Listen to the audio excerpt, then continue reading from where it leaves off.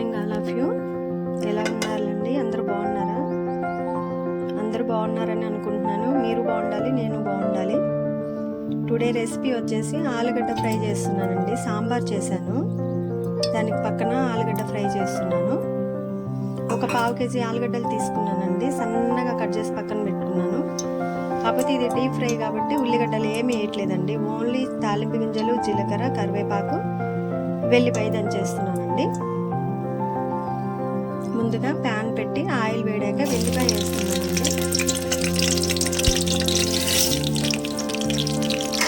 తాలింపు గింజలు, కరివేపాకు,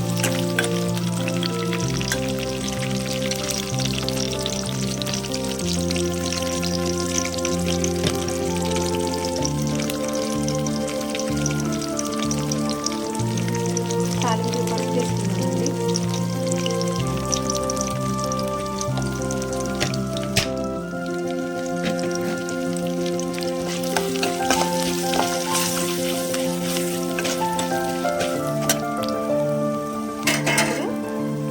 ఆలుగడ్డ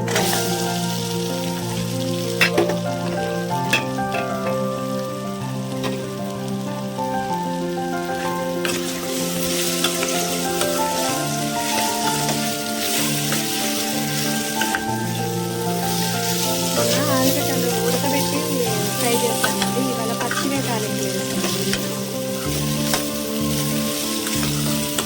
ఫ్రై కాబట్టి మీడియంలో పెట్టి ఫ్రై చేసుకున్నాం. మూత పెట్టద్దండి. చూసారండి ఎంత సన్నగా కట్ చేసుకున్నాము. ఇక్కడే ఉండాలండి, ఎటు తిరగద్దు, మాడిపోకుండా ఇక్కడే ఉండాలి. కర్రీ అయిపోయాక కదలకుండా ఇక్కడే ఉండి కళాయి పెట్టుకున్నాం. సన్నగా కట్ చేసాను.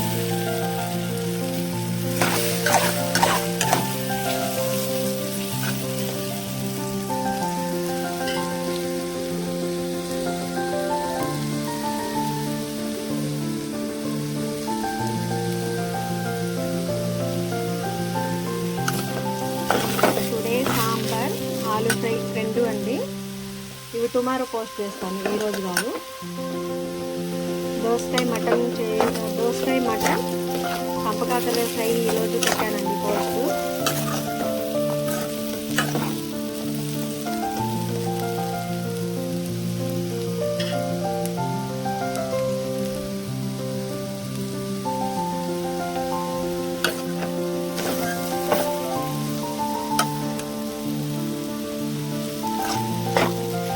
ఎండలు విపరీతంగా ఉన్నాయి కదండి, బాగా ఎండలు విపరీతంగా పెరిగిపోయాయి. నిన్న ఈరోజు అయితే ఏసీలు ఆన్ చేసుకునే పరిస్థితి వచ్చేసింది.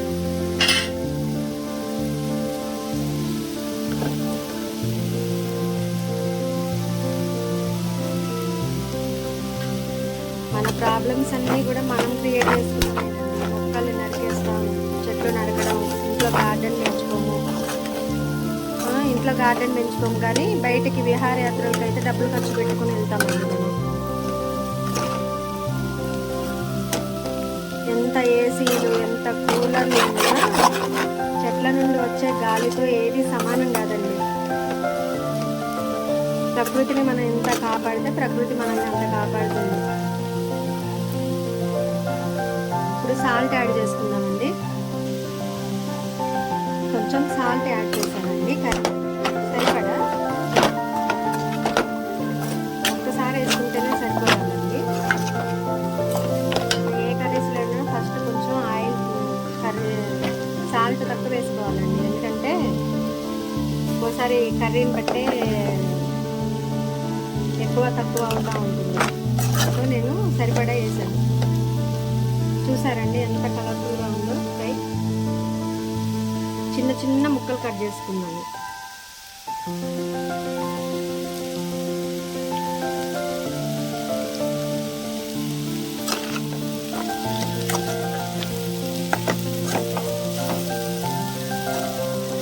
ఇంకొక నిమిషం ఇలానే ఫ్రై చేసేసి లాస్ట్కి కారం యాడ్ చేద్దామండి.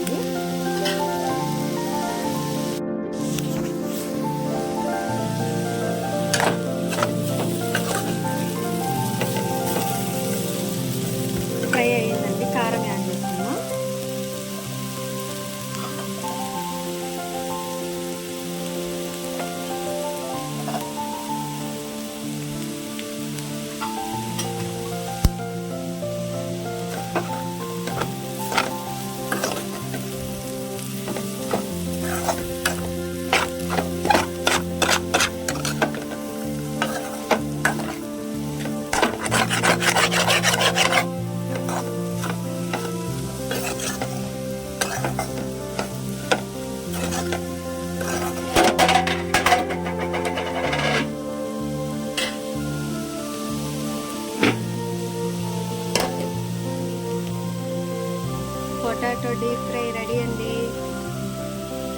వేరే బౌల్లోకి ట్రాన్స్ఫర్ చేసుకుందాం. క్రిస్పీ ఆలుగడ్డ ఫ్రై రెడీ అండి. Thanks for watching.